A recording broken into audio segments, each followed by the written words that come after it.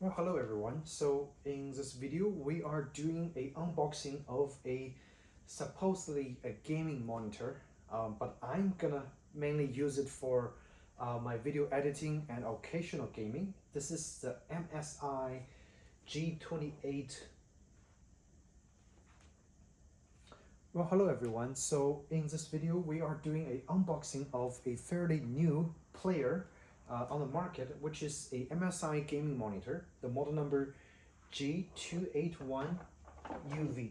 Okay, so it's advertised as a esports gaming monitor, but I'm mainly going to be using it for actually video editing, photography, and occasional gaming.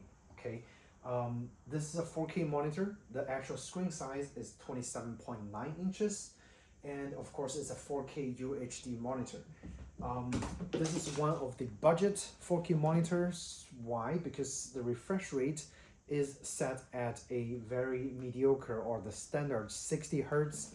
So if you do any fast FPS shooting games and you have a better graphic card, you might want to spend a little bit more money to get a monitor with higher refresh rate, as well as, of course, some other matters like the input lag. Take those into consideration if you're into gaming. But for me, this is a general use monitor. I bought it on B&H, so I'm just gonna go ahead, like I haven't even unboxed it yet. I'm gonna go ahead and get it open, and then we're gonna take a look at the content. And if you guys haven't seen, the monitor on my back is the one that it's gonna replace. This is a Dell P4317Q. This is a monitor from a few years back. It's a gigantic monitor. It's a beautiful monitor. Not sure if you guys can see. It's just gigantic. Okay, so every time I sit on my chair and I was trying to use the monitor and looking at the top, my neck just hurts really, really bad. Okay, so that's the reason I want a smaller monitor with 4K resolution, so I can still do video editing, but my neck wouldn't be hurting so much with that monitor. Okay, so let's open up the package and I'll show you guys. All right, so let's take it up. Actually, let me just leave it on here. So we're gonna take a look at what's in this box. And again, this is a very budget-friendly monitor. This is a 4K IPS panel. Great color, great viewing angle, and it's only $280, okay? Extremely affordable. AMD FreeSync compatible, I believe, but again, it's pretty much useless if you have a monitor with very low refresh rate, okay?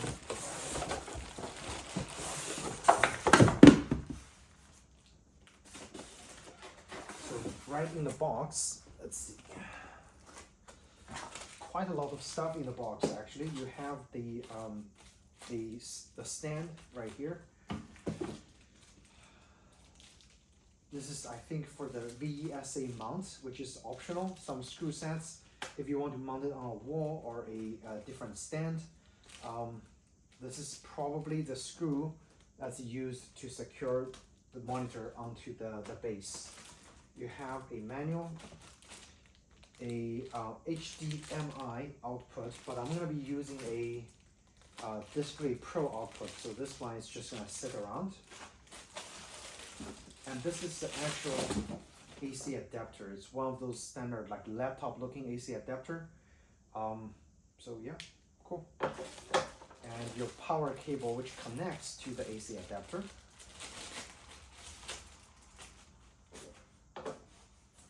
And let's actually get everything organized, and we'll come back and assemble the monitor really quick, let you guys know how hard it is to assemble it. And this is the base. Pretty plasticky, not as heavy as I thought. This is the monitor itself.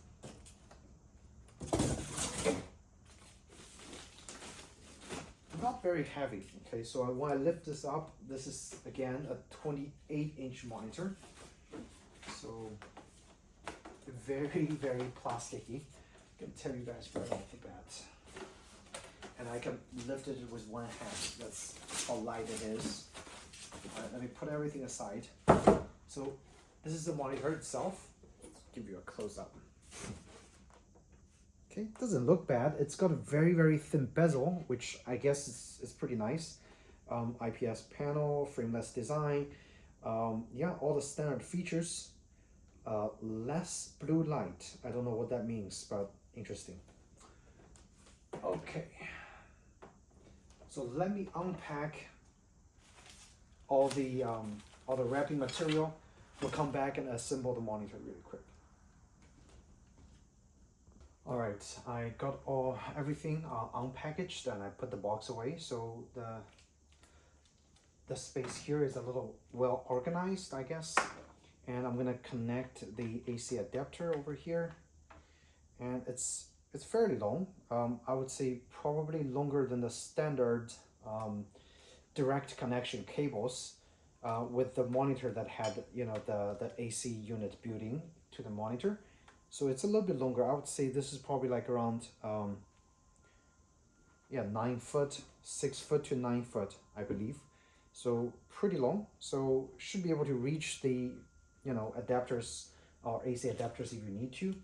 And those 2 screws I discovered is to actually hook up and secure the back of those 2 holes once it's mounted. So it kind of mounts like a Dell monitor, but it doesn't clip in like the Dell. You have to use a screw to secure it. I don't know if it's because of the copyright or other reasons. The base actually doesn't need any tool. It's a toolless design. You have a little, you know, screwable screw over here. As long as you connect the base, it should be connected fairly easily, like so. So just like that. And the base, yeah, you just screw it in, nothing hard about it. So the assembly process, you shouldn't have any issue with assembly. I'm interested to test and calibrate the monitor and see if the color accuracy is good enough or it's not up to standards. But you know, I'm not a picky user, so as long as it performs with minimum backlight bleed, it should be okay.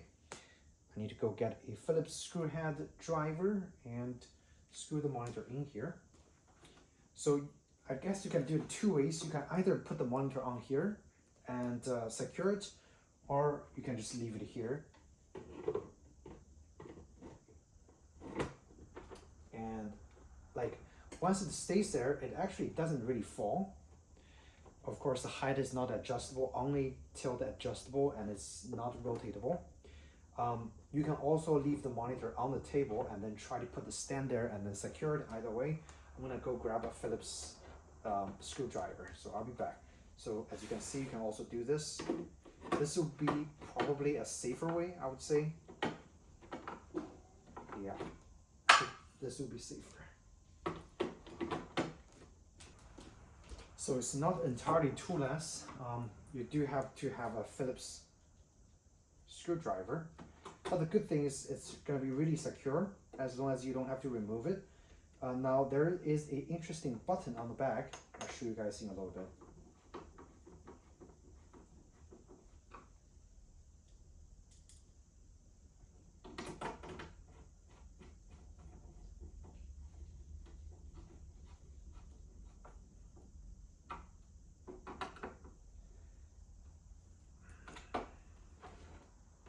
Actually, I'm going to move my camera a little bit closer. Let's see.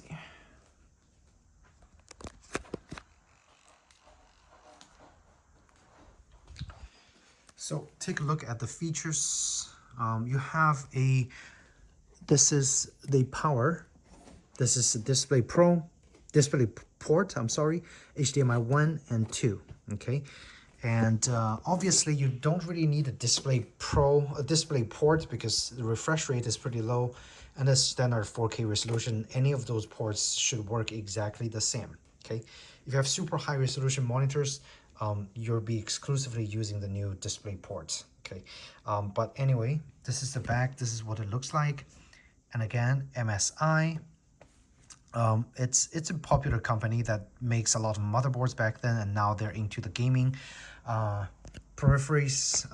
So yeah, this is the back. And again, this looks very much like a Dell, except instead of the clip, you have the 2 holes. If you look at the Dell, click it to the back, and then you have a very nice tab that you can just, you know, use one finger to unlock, and the whole monitor pops off. And I'm gonna actually just put this monitor back here side by side and let you guys take a look. See the difference in size? Screen resolution is exactly the same, okay? Except the Dell is humongous, and I'm already, you know, getting tired of the Dell. Let's see, so I'm gonna put it here, kind of just quickly, size reference. It's big, okay? It's the Dell is really, really big. What I can do is actually just quickly hook this up with the HDMI connection, and with my Dell still on, just test the color uniformity in general, and then let you guys know what I think about the first impression of the MSI, the G281UV. Okay, so I'll be back. Let me hook everything up, and then we'll take a look at the monitor. All right, in terms of hookup, it really couldn't be easier than this. One power cable, one monitor out display cable, and that's pretty much it. I also noticed there is a headphone jack, so very nice. You can plug your headphone directly through the monitor, and you can use the HDMI audio out for that sound that's coming from your PC or whichever peripheral that you're using. This is what I'm trying to show you. So interestingly, they actually put all the settings over here. So this little button controls the menu, I believe, and your power button is at the bottom over there. Let me hook it up, show you guys. And in the front, of course, those are the advertisements for some of the basic features. It supports HDR 400. Again, HDR, I don't think it's a mature technology yet. It's nice to have, but again, not mature yet. Comparing the size difference of two 4K monitors, it's pretty amazing. Now let me connect the power, and we'll take a look. All right, so I turn off most of the lights in my living room, and the monitor should be pretty much ready to go. Let's just turn it on.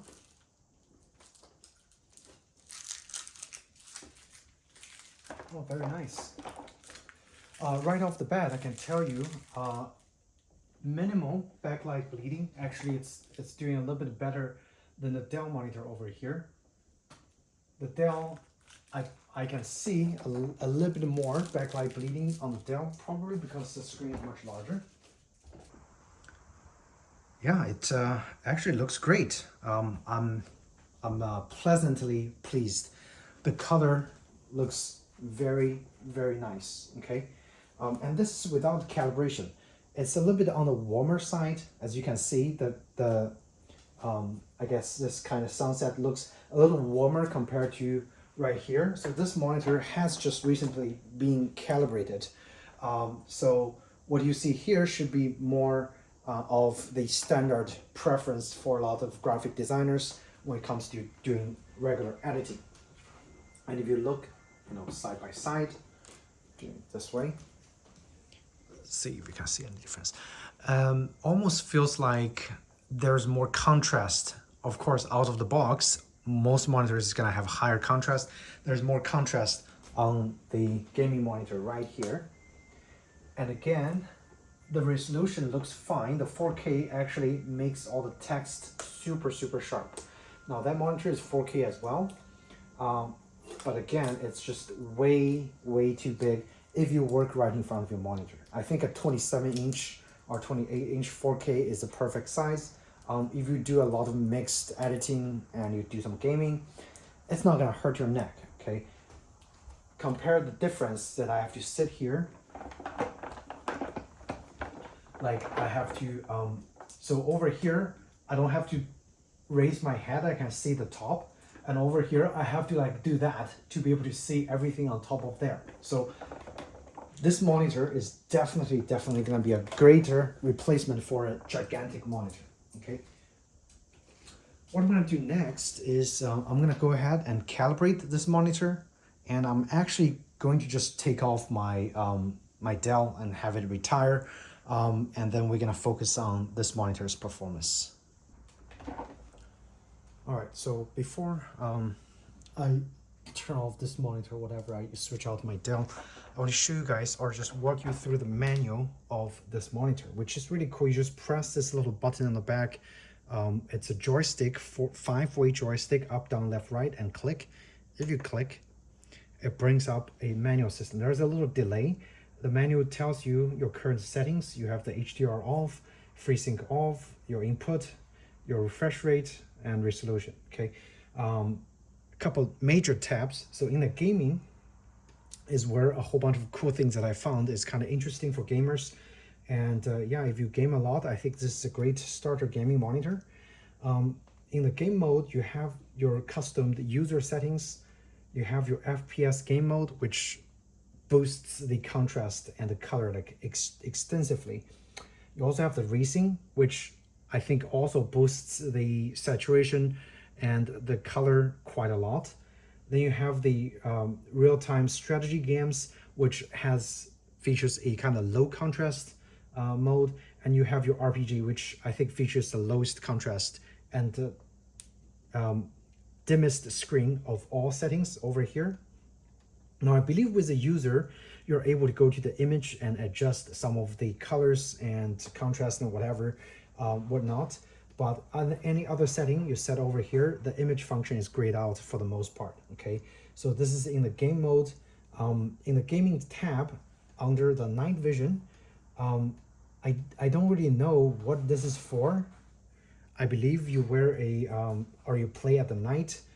This might automatically adjust the screen to the dark room with the normal adjustment with the strong correction or the strongest correction for nighttime gameplay.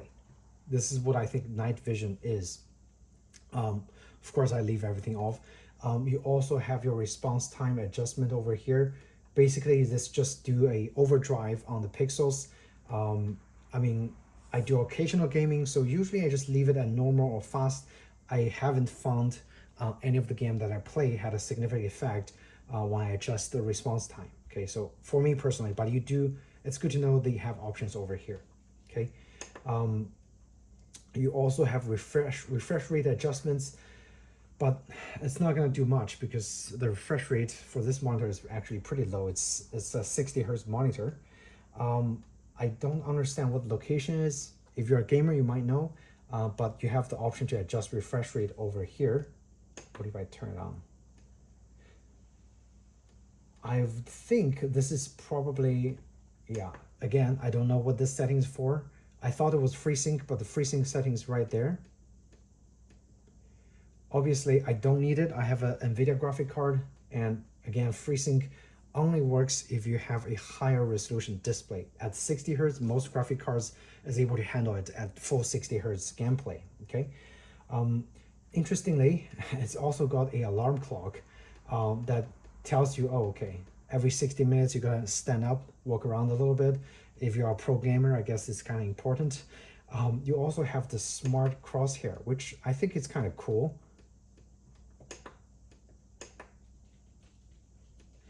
I guess if you're in the game mode, those crosshairs would actually come up and just stay somewhere at the top.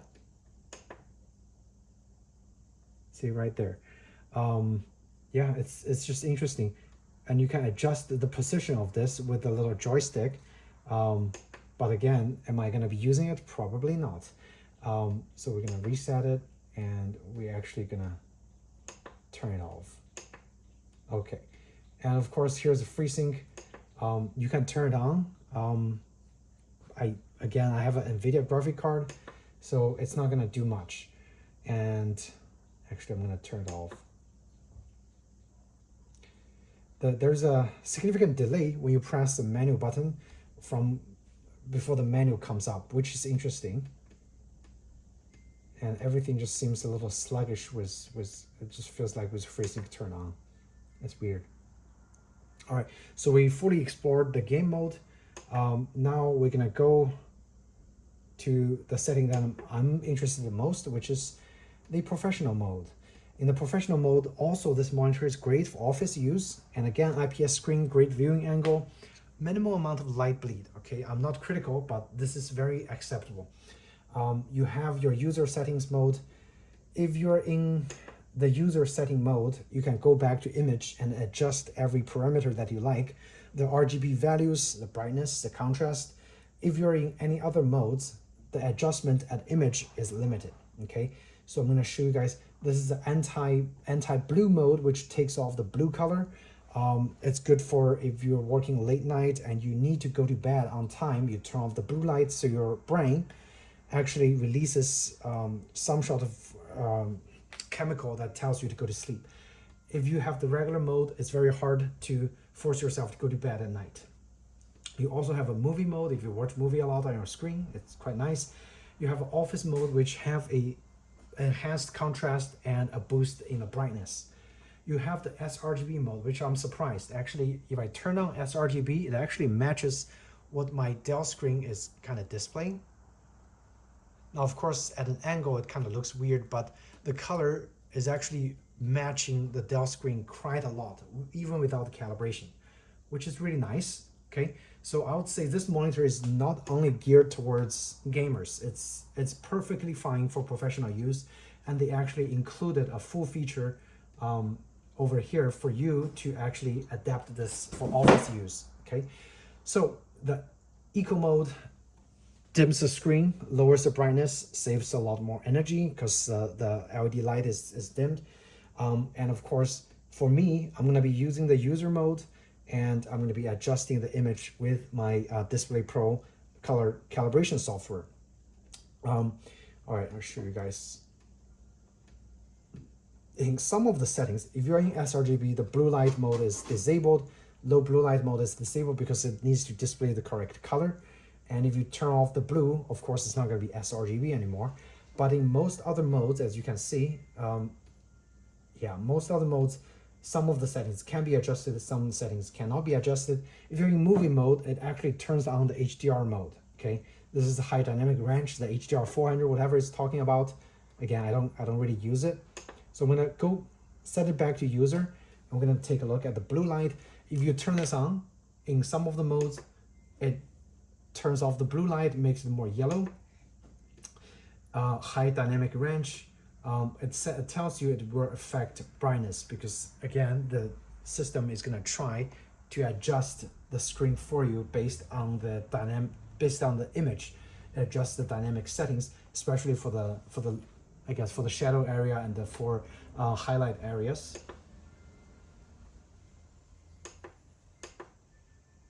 Yeah, so if I turn it on, you can see some of the area just slightly changed a little bit. But again, for me, I'm gonna be keeping it off. Image enhancement, this is basically sharpness. It's a software sharpness that it does post-process. So if I have it all the way at the strongest, you can see how sharp the edge becomes, which I guess would be nice if you're playing a video game, you want a little more sharpness, you can actually turn the image enhancement on, which I think helps during some of the gameplays. Okay, so again, I'm gonna leave it off and we're gonna go back to image. So this is where you adjust the basic parameters. You have your brightness. So this is all system setting. Okay, I didn't change anything from this point on. It's all set at 70. It's nice that they didn't really boost this all the way up to 100 for both, which is kind of crazy. Like a lot of TVs do that. Sharpness by default, it's at 0. And it's interesting because for HDMI monitor, usually you can't adjust sharpness, but this is a in-circuit sharpness adjustment. So it actually boosts the sharpness post signal sending back to the monitor, which is kind of nice. Okay, I kind of dig this kind of feature. Let's see. So color temperature, you have the normal, which, let's see, the normal looks to be like around 6,500 to 7,000 K. The cool looks to be, I guess, close to 8,000, 9,000, and warm is around probably like 45,000 Kelvins. For me, I'm gonna be going to custom because when I calibrate, I need to be able to fully adjust all the parameters for the hardware calibration tool to actually get to the optimal range and then adjust, okay? But if you don't have a calibration tool, this monitor is pretty well calibrated out of the box, if you ask me, okay? Screen size, I don't think you should be changing this because again, this is a native screen size of 16:9 ratio, so you should leave it there. Input source, of course, all the input source we talked about. If you have multiple things plugged, you can enable this auto scan. I guess it detects all the input source, and then you can use the joystick as a quick access key to switch with different inputs. If you have a gaming console, you have a PC, Xbox, PS5, and a PC, you can switch between three, displays very conveniently. Oops. The manual, you can change the timeout settings of the manual over here. There's a whole bunch of settings for the manual, but the nav key, it's the 4 directions on the back of the monitor, which you can go up, down, left, and right. So you also have option to adjust and assign a key to the back buttons for quick access. So instead of pressing down, you go up. It's going to change the brightness. Instead of pressing down, you go down. I turned it off, but you can do some other mode. You can turn on a smart crosshair. And if you go left and right, of course, there are settings like alarm or alarm clock and input source. Very easy, quick access that they are very thoughtful of including for the back button, which is really nice. Okay. Now we go to the last one, which is the settings. Of course, you have different languages. You have simplified Chinese, French, Dutch, Italian, Spanish, Korean, and it's actually adjusting on the spot, which is interesting. Yeah, quite a lot of different languages. So yeah, this monitor is again beautiful global market. Very, very nice, even Arabic. So Indonesian. Wow, that's quite a lot of language. And now I need to switch it back. Vietnamese, Danish, Dutch. There's a lot of language, but you know what's the problem? Is for me to switch back to English, because again there is a delay. You can hear I'm pressing the button, but yeah, finally, okay, let's just leave it there. But you have lots of options. Transparency, to adjust the transparency of the manual. One thing I find interesting is they did not include a position adjustment for the manual. The manual is set over here. Usually some other manuals you can adjust it around, but they didn't include that. There's a OSD timeout. I'm gonna actually have a timeout a little bit longer. The power button, you have the option to have it go standby if you press it, just like it uses the low power, but it's quicker to have the monitor go back up. I usually just use off because, again, if I need to physically press the button, I want to be off. And if I turn off the computer, you don't press the button, it's going to go into standby automatically. So really, you should just leave the power button at off. Information on screen, it displays some additional, oops, I think my computer just went to sleep, I'm sorry. So the information on screen, let's see. Again, the only thing I'm not liking is delay on bring up the manual. Let's go here. If you turn this on, I believe it displays some additional information on the screen in some of the settings, but for now, there's not really much information over here. HDMI CEC, this is for using some other devices connected through HDMI that the monitor, speakers, and some of the peripheries can be communicating with each other. So some of the device could be controlling this monitor through this protocol, whatever you call it, if you enable it. So this is more for multimedia. If you're only using a PC, this setting, I don't think it really applies much. And you, of course, have a full reset. If you do that, monitor goes back to normal, whatever default that it is. I'm going to give it a try. And this is, fully reset.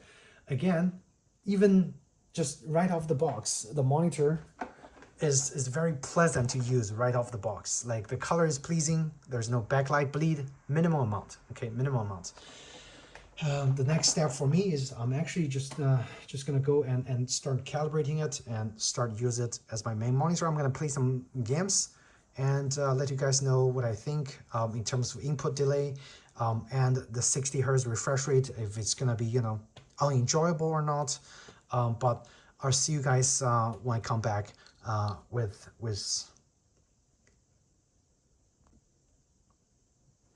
So next step, I'm going to actually just physically calibrate the monitor, and I'm going to use it for a little bit and give you guys a final impression on what I think about the MSI, what's it called? This is the G281UV monitor, okay?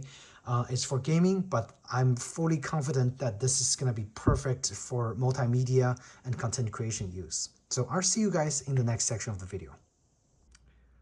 Alright guys, so I've been using the MSI G281UV for a little more than a week now, and I can honestly say that I really dig this 27.9 inch LED monitor. And so in terms of gaming, I would say is adequate. The input lag is actually minimal, probably like around 4 milliseconds to 5 milliseconds. However, the limiting factor for me in terms of like high-end gaming is, again, the refresh rate. The refresh rate is fixed at 60 hertz, which is, you know, fairly low. I played around a few rounds of Overwatch on the monitor. While I wouldn't say that the experience is ultra smooth, I would say it's smooth enough to for you to actually enjoy the game played at 4K. Okay, of course, if you sync your game's frame rate to the display's sync the refresh rate, which is 60 frames per second, it kind of feels very jerky and not as smooth to me. So if you're able to pump up the frame rate of the game a little bit higher, I would say you're still able to enjoy the game as smooth as possible at a 60 hertz. There is going to be some tearing visible, especially if you have a higher game frame rate and your display refresh rate is fixed at 60 hertz. There's going to be tearing, but the game would still be smooth enough. In terms of using the monitor for graphic design and video editing, and again, just keep in mind, it's not, it's 100% sRGB. However, if you want to use it for HDR display, HDR video editing, it's going to be lacking because it only displays as after calibration about, I think I remember correctly, 70 to 75% of the DCI P3 or whatever that standard is for modern video editing. So you're going to be missing some colors, but for my personal video editing purpose, for YouTube videos, I think it's more than capable. And for photography editing, most of my clients is going to be limited with the sRGB display on their phone, on their display, on their screens. So that, it's perfect. It's perfect for photo editing. It's just going to have some limitations if you actually venture into wide gamut editing color space. Okay, but that's pretty much it. In terms of adjustability, again, it's a very basic monitor at less than $300. It's more than capable. However, the height is not adjustable, the tilt is not adjustable, and if you need to turn the monitor around, again, it's not adjustable. You have to physically turn the monitor. In terms of energy efficiency, it's pretty efficient. I don't notice much of the monitor gets warm. It doesn't get super hot. And as I mentioned at the earlier review, that the manual system is kind of lagging. If you click the manual, it takes a while for it to come up. But other than that, it's a very capable monitor for multi-purpose use. Great for office, great for mainstream gaming, and also great for editing purpose. And again, it's an IPS monitor. Light bleed, not as noticeable, at least for my personal taste. It's not horrible. It's noticeable, but not like horrible like some other IPS panels that I've used in the past. Okay, so that's pretty much it. If you guys have any questions, comments in regards to this monitor, the MSI G281UV IPS panel with 4 milliseconds of response time, 60 hertz, refresh rate, FreeSync compatible, HDR ready. Yeah, it's capable, it's affordable, and it's a great monitor. So thanks again. If you do find this video helpful, please do hit the thumbs up button, or subscribe to my channel. I will have more similar kind of reviews coming out for you guys. So thanks again, and see you in the next video. Take care.